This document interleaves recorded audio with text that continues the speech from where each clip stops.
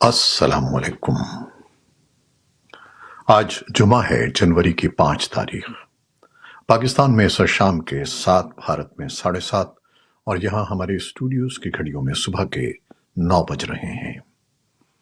Voice of America Washington کی Urdu service سے میں ہوں خالد حمید، خبروں کے ایک بلٹن کے ساتھ۔ امریکی وزیر خارجہ اینٹنی بلنکن آج مشرق وسطیٰ پہنچ رہے ہیں۔ محکمہ خارجہ نے کہا ہے کہ بلنکن غزہ میں انسانی امداد میں اضافے کے مطالبات کی توثیق کریں گے۔ بلنکن ہفتے بھر کے دورے کے دوران ترکی، یونان، اردن، قطر، متحدہ عرب امارات، سعودی عرب اور مصر کے علاوہ اسرائیل اور مغربی کنارے کا بھی دورہ کریں گے۔ ادھر اسرائیل کے وزیر دفاع نے جمعرات کے روز غزہ میں جاری جنگ کے ایک نئے مرحلے کے لیے ملک کے منصوبوں کا اعلان کیا ہے، جس میں علاقے کے شمال میں مزید اہداف کو نشانہ بنانا شامل ہے۔ وزیر دفاع یوف گیلنٹ کے دفتر نے ایک بیان میں کہا کہ غزہ کی پٹی کے شمالی علاقے میں ہم زمینی فوجی کامیابیوں کے مطابق ایک نئے جنگی نقطۂ نظر سے پیش رفت کریں گے۔ یہ اعلان اس بڑھتے ہوئے بین الاقوامی دباؤ کے درمیان سامنے آیا ہے، جس میں امریکہ سمیت دوسرے ملکوں نے لڑائی کی شدت میں کمی کا مطالبہ کیا ہے۔ حماس کے زیر انتظام فلسطینی علاقے کی وزارت صحت نے کہا ہے کہ محصور غزہ میں اسرائیلی بمباری میں درجنوں افراد موت کا شکار ہو گئے ہیں، جبکہ جنگ سے علاقائی کشیدگیوں میں مزید اضافہ ہوا ہے۔ غزہ کی وزارت صحت نے رپورٹ دی ہے کہ غزہ کی پٹی میں شہریوں کے گھروں پر جاری فضائی بمباری اور زمینی گولہ باری میں درجنوں اموات ہوئی ہیں اور 100 سے زیادہ زخمی ہوئے ہیں۔ اسلامک اسٹیٹ گروپ نے، جسے داعش بھی کہا جاتا ہے، جمعرات کو ایران کے شہر کرمان میں ہونے والے ان 2 خوش بخت دھماکوں کی ذمہ داری قبول کی ہے جو پاسداران انقلاب کے ایک اعلیٰ کمانڈر قاسم سلیمانی کی 4تھی برسی کی تقریب کے دوران ہوئے تھے۔ ان دھماکوں میں 100 کے قریب افراد ہلاک اور 280 سے زیادہ زخمی ہو گئے تھے۔ داعش نے 2 حملہ آوروں کی شناخت عمر الوحید اور سیف المجاہد کے طور پر کی ہے۔ داعش کے دعوے میں یہ نہیں بتایا گیا ہے کہ کرمان کے خودکش دھماکے شدت پسندوں کے کس علاقائی گروپ کی جانب سے کیے گئے تھے۔ وائٹ ہاؤس کی سیکیورٹی کونسل نے ترجمان جان کربی نے کہا کہ امریکہ کو داعش کے اس دعوے پر کوئی شک نہیں ہے کہ وہ ایران میں ہونے والے حملے کا ذمہ دار تھا، اور اب پاکستان، بھارت، افغانستان اور دنیا بھر سے اہم خبریں پیش کی جاتی ہیں۔ امریکہ نے جمعرات کو کہا کہ وہ توقع کرتا ہے کہ پاکستان میں آئندہ قومی انتخابات ایسے طریقے سے کرائے جائیں گے جو آزادانہ اور منصفانہ ہوں اور ملکی قوانین کے مطابق ہوں۔ پاکستان میں 8 فروری کو پارلیمانی انتخابات ہونے والے ہیں، لیکن قبل از انتخابات دھاندلی کے بڑے پیمانے پر الزامات کی وجہ سے جمہوری عمل متاثر ہوا ہے۔ امریکی محکمہ خارجہ کے ترجمان میتھیو ملر نے واشنگٹن میں ایک نیوز کانفرنس سے خطاب کرتے ہوئے کہا کہ یہ امریکہ کی ذمہ داری نہیں ہے کہ وہ پاکستان کو یہ بتائے کہ وہ اپنے انتخابات کیسے کرواتا ہے۔ ملر نے کہا کہ لیکن ہم ان انتخابات کو آزادانہ، منصفانہ اور پرامن طریقے سے ہوتے دیکھنا چاہتے ہیں، جن میں اظہار رائے کی آزادی، پرامن اسمبلی اور بالآخر ایک مکمل، کھلا، قابل اعتماد، متحرک جمہوری عمل شامل ہے۔ وہ ان الزامات کا جواب دے رہے تھے کہ فوج کی حمایت یافتہ پاکستان کی نگراں حکومت جیل میں بند سابق وزیر اعظم عمران خان کی سیاسی جماعت اور اس کے ارکان کے خلاف کریک ڈاؤن کر رہی ہے۔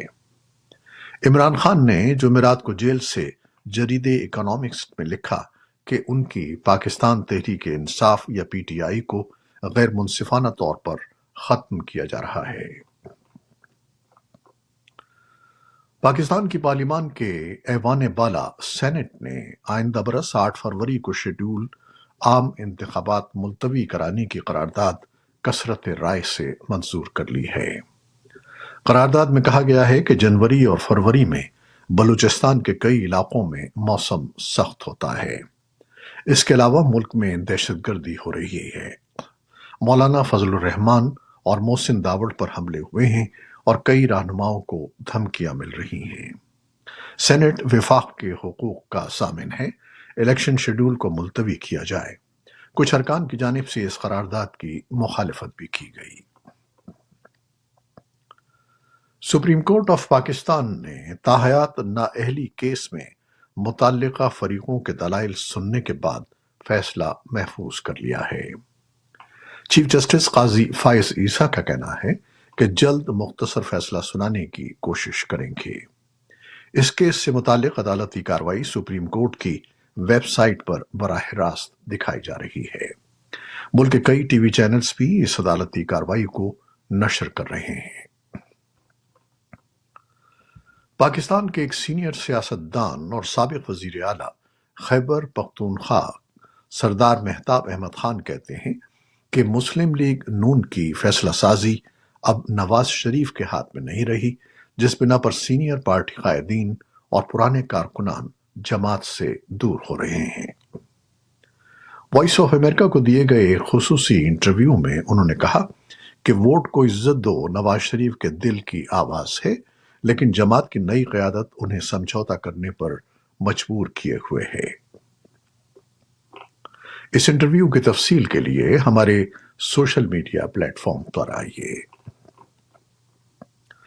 طالبان حکام کا کہنا ہے کہ پاکستان کے صوبے سندھ کی جیلوں سے 6 بچوں سمیت مزید 89 افغان مہاجرین کو جمعرات کے روز رہائی کے بعد وطن واپس بھیج دیا گیا۔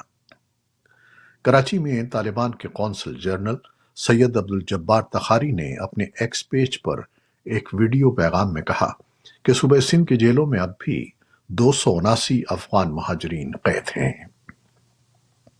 انہوں نے کہا کہ گزشتہ مہینوں میں صوبہ سندھ کی جیلوں سے کل 3142 افغان باشندوں کو رہا کر کے افغانستان واپس بھیجا گیا ہے۔ ڈھاکہ میں بیت المکرم قومی مسجد کے باہر حکومت مخالف نعرے لگانے پر کم از کم 3 افراد کو گرفتار کیا گیا ہے۔ نماز جمعہ کی ادائیگی کے بعد مسجد کے باہر احتجاجی مظاہرے شروع ہو گئے۔ بنگلہ دیش کی سیاسی جماعت کے رکن مختار مولا نے لوگوں سے ملک کے اتوار کے انتخابات کا بائیکاٹ کرنے کی اپیل کی ہے۔ انہوں نے میڈیا کے ارکان سے کہا ہے کہ کسی کو بھی پولنگ سینٹر نہیں جانا چاہیے، یہ دھاندلی زدہ الیکشن ہے۔ بنگلہ دیش میں اتوار کو عام انتخابات میں ووٹ ڈالے جائیں گے، جس میں وزیر اعظم شیخ حسینہ مسلسل چوتھی مدت کے لیے انتخابات میں حصہ لے رہی ہیں۔ عراق میں امریکی افواج پر متعدد حملوں میں ملوث ایرانی حمایت یافتہ ایک ملیشیا کا رہنما ہلاک ہو گیا ہے۔ امریکی حکام نے بتایا ہے کہ اسے ہدف بنا کر کیے گئے فضائی حملے میں مارا گیا۔ امریکی دفاعی حکام نے نام ظاہر نہ کرنے کی شرط پر آپریشن کی تفصیلات پر بات کرتے ہوئے کہا کہ دوپہر کے حملے میں حرکت الجانیہ ملیشیا کے ہیڈ کوارٹر کے باہر ایک گاڑی کو نشانہ بنایا گیا، جس میں مشتاق جواد کاظم الجواری اور ایک اور ملیشیا کارکن ہلاک ہوا۔ ایک اہلکار نے امریکی حملے کو ضروری اور مناسب قرار دیتے ہوئے وائس آف امریکہ کو بتایا کہ الجواری کو ابو تقویٰ کے نام سے بھی جانا جاتا تھا اور وہ امریکی اہلکاروں کے خلاف حملوں کی منصوبہ بندی اور ان کو انجام دینے میں سرگرم عمل تھا۔ یوکرین نے جمعرات کو کہا کہ اس کی فضائیہ نے مقبوضہ کرائمیا میں 2 روسی فوجی اہداف کو نشانہ بنایا، جس میں جزیرہ نما کے سب سے بڑے شہر سیواستوپول کے قریب ایک کمانڈر پوسٹ بھی شامل ہے۔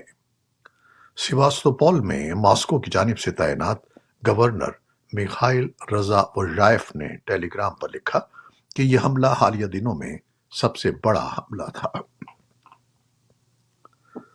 صدر جو بائیڈن نے ایک ایسے قانون پر دستخط کر دیے ہیں جس کے تحت امریکی کمپنیوں کے ساتھ لین دین میں رشوت ستانی کے مرتکب بیرونی حکومتوں کے اہلکاروں کے خلاف مجرمانہ الزامات عائد کیے جا سکیں گے۔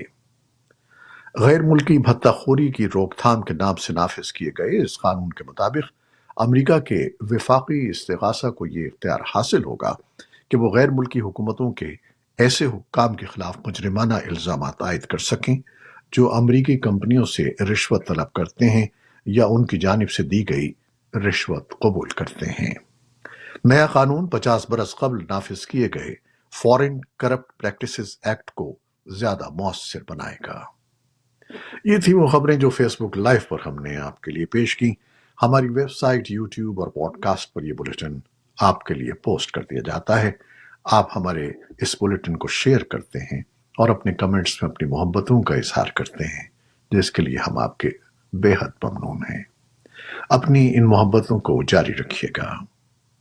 نیوز پروڈیوسر عائزہ عرفان اور نیوز ایڈیٹر بہجت جیلانی کے ساتھ خالد حمید کو اب اجازت دیجیے گا۔ اللہ حافظ۔